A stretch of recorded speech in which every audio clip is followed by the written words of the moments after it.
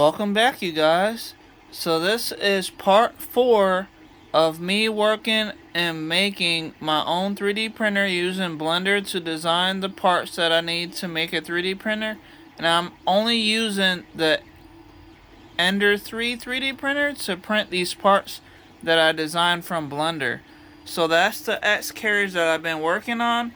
And I have a bearing attachment on the top with a GT2 pulley and the belt, and I have V-wheels on the top and the bottom down there with 4 bolts. You can see those are M5 with some M5 nuts that hold the GT2 pulley belt with some zip ties right on the edges, and I have the bolt screwed down pretty tight to the belt to make sure that it won't move any.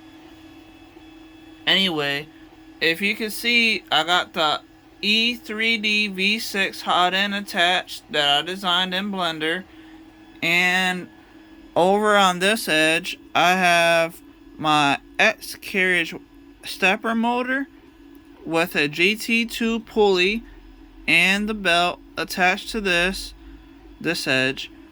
And down here, I 3D designed and printed this little end stop bracket. And if I click on it, you guys will be able to see it light up. So just give me a second. It's hard to maneuver all this.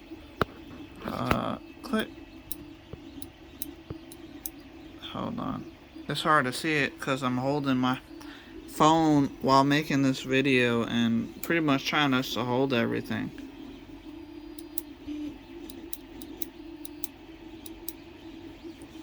Well, it's not lighting up right now, but it does work.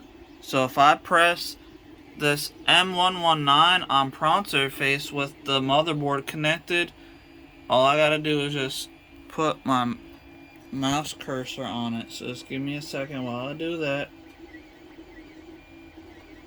I'm sorry if this video is taking forever, guys. There we go. So I have the send command for the M119 for the code, or for the G-code information, I guess. And you see that it's open because I don't have it clicked right now. So you see it says open for the X, Y, and Z because none of those are clicked. So if I hit the X and press that button again, you'll be able to see that it's going to say triggered. That means that the end stop has been pressed.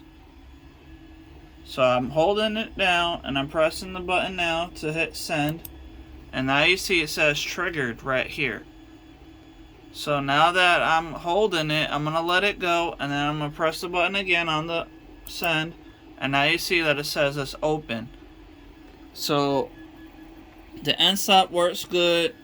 And now I'm trying to hold everything while I'm making this video. But if I want to, I can hit disconnect and connect again for the motherboard. I have the MKS Gen L motherboard over there. So right now I'm going to connect it, and then you'll be able to see that the motor moves the X carriage around. So just give me a second while I pause the video, hit connect, and then you'll be able to see it move. So just give me a second. Alright, you guys, now I don't have any help, so I'm trying to hold this and keep it from falling, and basically trying to make sure that you guys can see that the stuff moves. So if I go over to the left, it'll be coming towards you in the video. And then if I hit over to the right, it's gonna be going away to the end of that bearing over there. So let me just first get the stuff connected. I mean, everything is connected to prompt surface, but what I mean, I need to click the stuff with my mouse. I'm sorry if this video is looking ridiculous. I don't have no freaking help, so I'm stuck trying to do this by myself, trying to hold everything. And I can't put it on the table because it's gonna the X carriage probably will have a hard time trying to move.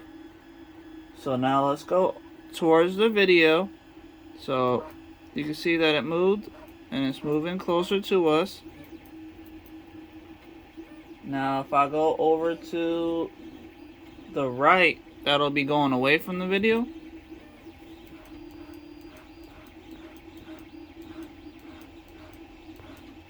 And that's just 10mm movements. And if I wanted to, which I'm going to do in a second once I get everything kind of positioned right, I could press home and then you'll be able to see the X goes over to the end stop over here and it'll click home basically. So let me just move over to the homing position. Okay. So now I will hold the video as best as I can while I try to do this so you guys can see it. Okay, 1, 2, press. Oh wait, that wasn't it. There it goes. So now you see the end stop, the X-axis carriage is moving towards the left. And it stops right there, but all I gotta do is because it thinks that it doesn't know exactly how long this aluminum excursion is yet, because I haven't updated that in my Merlin firmware. But if I just reconnect it, disconnect and reconnect it, it should work just fine now. So just give me a second while I do that. 1, 2, oh! I'm sorry. Stupid freaking stuff, man. Alright. Disconnect. Reconnect. And now I'll press home. There it goes. Now it's coming. And it just hit the end stop. And you can see the end stop light is on. So I got the machine, the X-axis to home. And everything is pretty much working on the machine. So now if I just want to move over like 100mm to the right, we'll be moving away from the video. There it goes. 100, 100, 200, 300, and done. So I got the X to work. I hope you guys liked part 4. I'm sorry if it was looking kind of ridiculous with me trying to set up so you guys could see everything with my phone. But thank you guys for watching, and I will definitely be making a part 5 because I need to work on the Y-axis motor and the Y for the bed to be able to move it front and back. And I need to make an attachment to make the Z.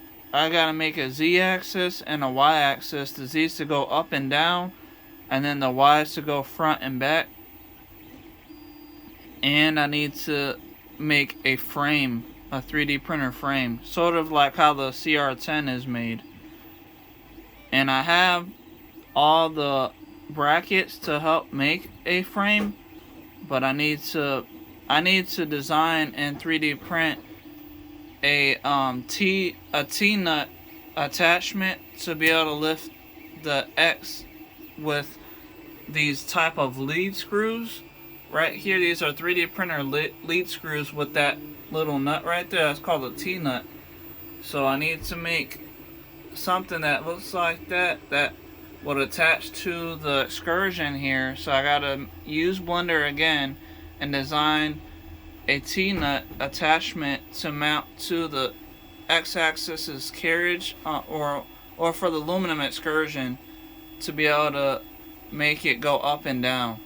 So that'll be in part probably 6, because part 5 will probably be about the Y-axis. So part 6 will be about the Z-axis.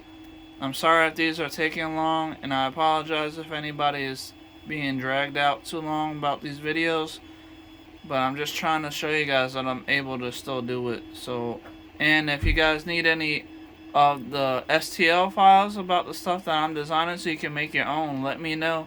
And then I'll put them in Thingiverse for you guys to be able to download them. That way you can make your own 3D printer using these 20 by 40 aluminum excursions. Thank you for watching. I will see you guys in the next video. Goodbye.